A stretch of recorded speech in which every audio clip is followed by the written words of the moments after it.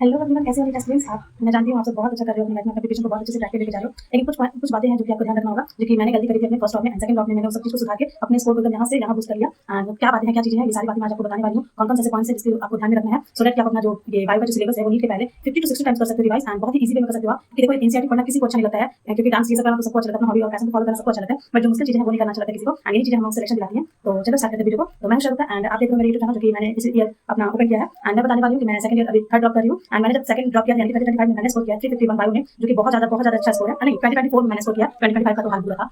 तो मैंने इतना अच्छा स्कोर कैसे किया है, एंड ये मेरा मतलब कितना ज़्यादा, क्योंकि 351 कितना ज़्यादा अच्छा था। 360 में अगर आप 351 स्कोर कर रहे हो तो मतलब आप ऊंचे लेवल के खिलाड़ी हो भाई। क्योंकि ये देखो बायो का खेल ना बस रिवीजन है, बस जितना ज़्यादा रिवीजन करो, जितना थॉरी आप एनसीईआरटी को रैंक्स को जानते हो, जितना ज़्यादा उसे पहचान बनाते हो, उतना ज़्यादा आपके लिए हेल्पफुल होता है। एंड ये प्रिपरेशन में बहुत ज़्यादा मतलब गेम प्लेइंग जो रोल होता है, जो गेम चेंजर होता है, वो बायो ही प्ले करता है। क्योंकि बाकी जो फिजिक्स और केमिस्ट्री के जो ये है सिलेबस, वो दोनों अलग मिला के 360 है मार्क्स, एंड बायो का एक अलग 360 है, जो कि बहुत ज़्यादा इंपॉर्टेंट रोल है। एंड बायो से आप आधा मतलब जो 720 का जो हाफ पार्ट होता है 360 से बायो से आप रिवाइज कर सकते हो, बायो से स्कोर कर सकते हो। बट ये बहुत ही मुश्किल है करना, क्योंकि इसमें सुनना बहुत आसान होता है। कितना स्टूडेंट्स आप सुनोगे कि मैं फिजिक्स केमिस्ट्री को उतना ध्यान नहीं दे रहा हूँ, बस बायो पे ध्यान दे रहा हूँ, क्योंकि 360 मैं स्कोर वहाँ से कर लूंगा।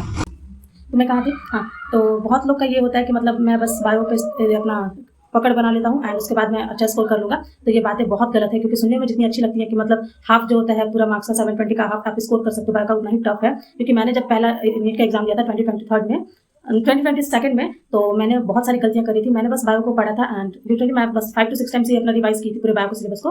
एंड उसके बाद मैं नीट के एग्जाम में बैठी एंड इधर मेरे से सारे पीवाईक्यूज हो रहे थे, सारा कुछ हो रहा था। बट जब मैं एग्जाम में बैठी तो वहां पे मुझे देखने को मिला कि यार डब्बा गुल, मैं तो कुछ है ही नहीं। क्योंकि 2022 का जो क्वेश्चन था उसमें ना बहुत सारे असर्शन रीजन, पहला पैटर्न वही था, पहला टाइम उसी में आया था असर्शन रीजनिंग वाला, उसी टाइम पैटर्न स्टार्ट हुआ था। एंड मेरे एकदम तोते उड़ गए, मतलब कुछ समझ ही नहीं आ रहा था क्या करूँ यानी क्या ना करूँ। तो मैंने उस साथ तो मेरा सिलेक्शन नहीं हुआ।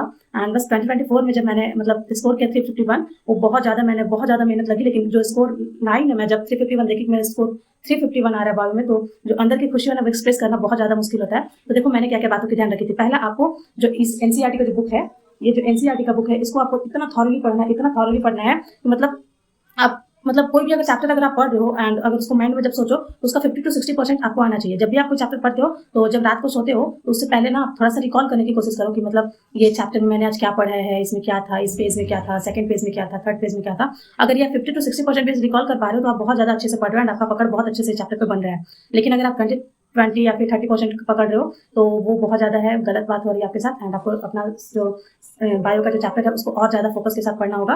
एंड देखो जब भी हम लोग, ये तो पहला बात हो गया जो कि आप एनसीईआरटी को पूरे अच्छे से पढ़ो।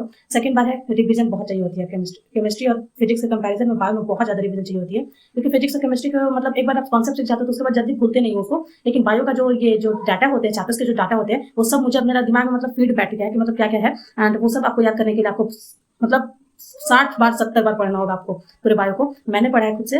मैंने अभी तक करीब 150-200 बार पढ़ लिया बायो, क्योंकि मेरा 2 साल का गैप लगा हुआ है, तो उसमें मैंने 150-200 बार तो कर ही लिया होगा बायो। तो मेरा बायो में उतना ज्यादा मतलब ये नहीं है कि मतलब नहीं पढ़ पाती या फिर कुछ भी, बस थोड़ा सा जो ट्रिकी क्वेश्चन जो आया था 2025 में, जैसा आप देख रहे हो लेंदी पेपर की वजह से मेरा सिलेक्शन रुक गया इस बार। एंड 2026 में मैं फोड़ने वाली हूँ, मुझे पता है ये। एंड मुझे अपने आप पर बहुत कॉन्फिडेंस है, पेपर कैसा भी देंगे मुझे फोड़ना है इस बार।